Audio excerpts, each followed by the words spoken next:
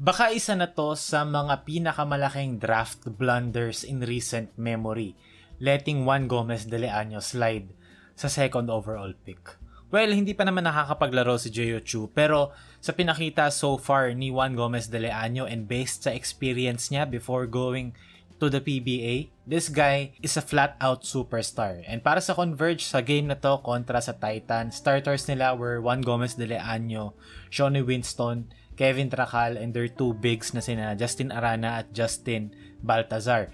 Off the bench is Stockton sa game na to kasi gets ko naman, okay, better player si Juan and they play the same position.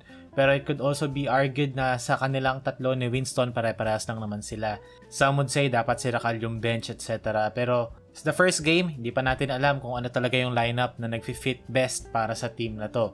Anyway, going back to Juan Gomez de Leaño, pag-usapan natin yung debut game niya para sa Converge at kung anong pinakita niya sa loob ng court against Titan. First of all, kapag pinanood mo siya, binuksan mo yung TV or nag-pull up ka ng highlights, makikita mo na agad na nasa ibang level talaga siya.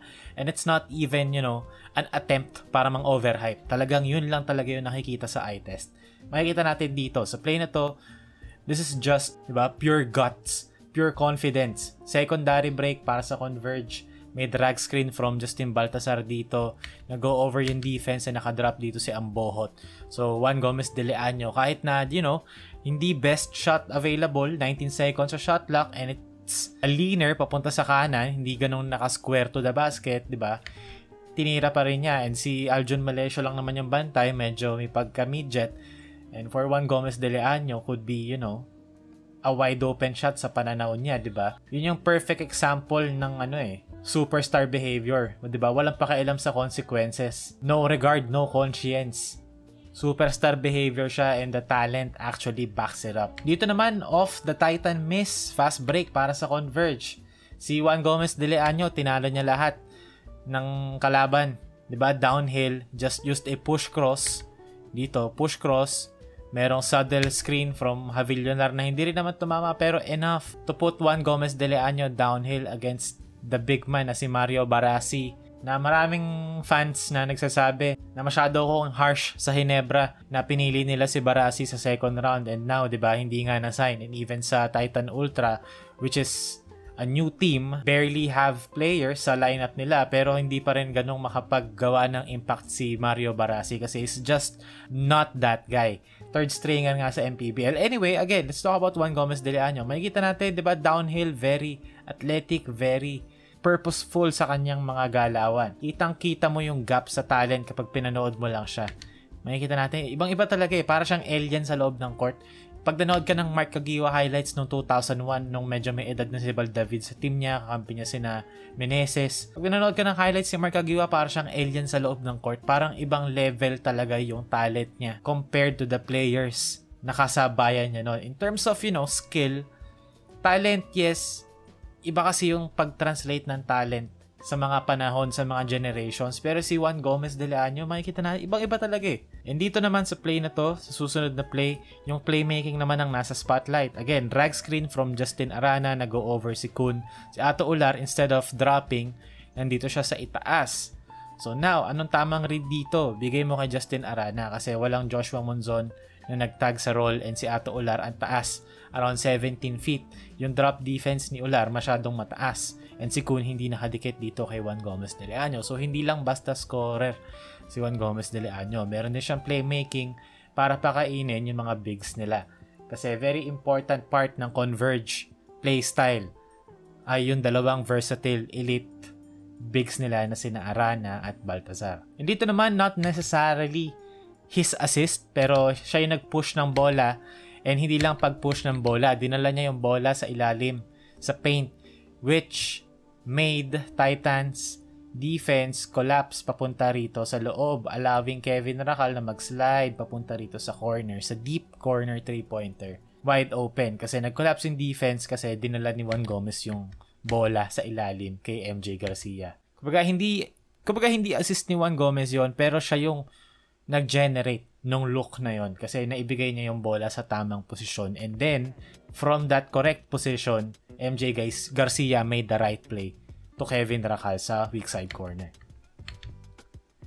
Dito naman siya yung nasa receiving end. Steal from Kevin Tracal. Juan Gomez de Leaño nag-space out sa may wing. Shooter's bounce. Hindi lang siya puro on-ball.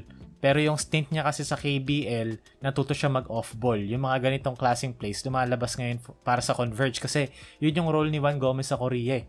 Mas spot-up shooter siya dun eh.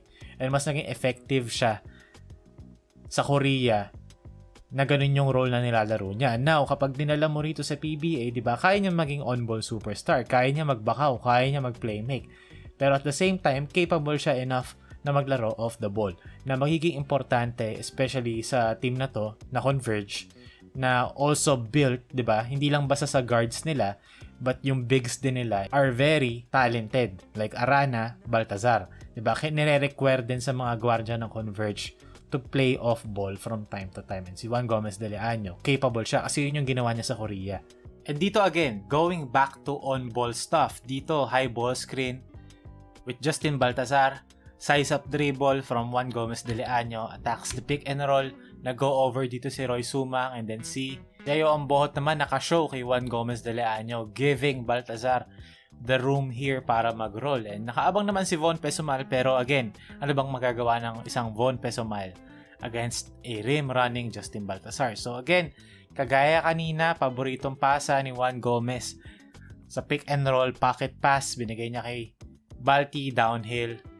And again, it's Juan Gomez de Leaño making plays. Dito naman sa play na to, again, it's the same thing, pero instead of Balti rather, si Justin Arana naman yung nagsaset ng screen. Same coverage, over, then nakashow yung big man si Ato Olar. Pesumal ulit dito sa side na to.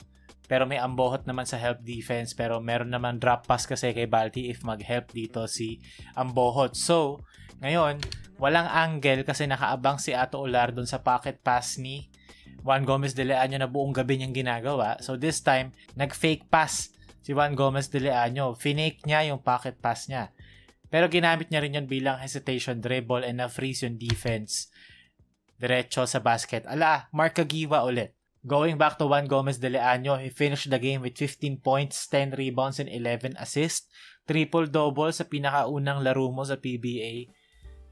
Very impressive stuff, and that's just superstar material performance from Juan Gomez de Leaño. And yung Converge Fiber Xers sa conference na to or sa season na to overall is going to be one of the better teams and definitely a contender against the bigger teams like, San Miguel Beer na meron pa match naman ng Converge in terms of bigs. Of course, Junmar pa rin yun, pero kayang pumalag ng Converge. And maybe a talent like Juan Gomez de Leaño separates them from the rest.